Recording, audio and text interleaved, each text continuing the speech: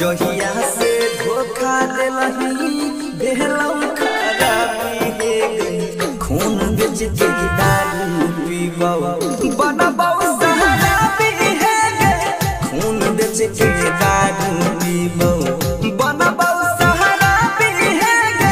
खून बेच के दारू पीबौ।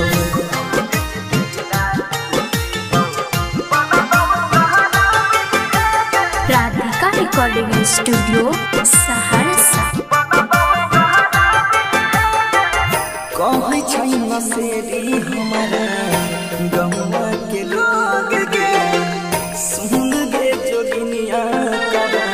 धारा ही देले रोग गे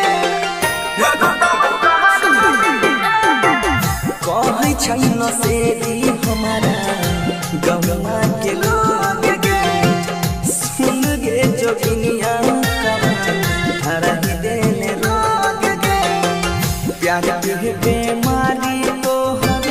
हो ही गेलौ हादी प्यार के बेमारी तो हर हो ही गेलौ हादी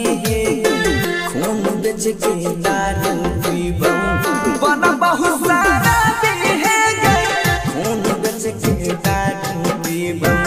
बनबौ शराबी हे खून बेच के दारू पीबौ।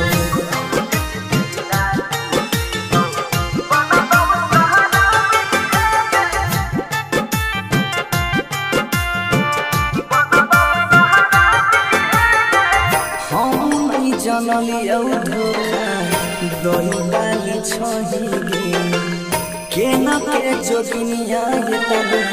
दिल में हमारा रही गे हे गे यहाँ प्यार गे हम नहीं जनलियौ धोखा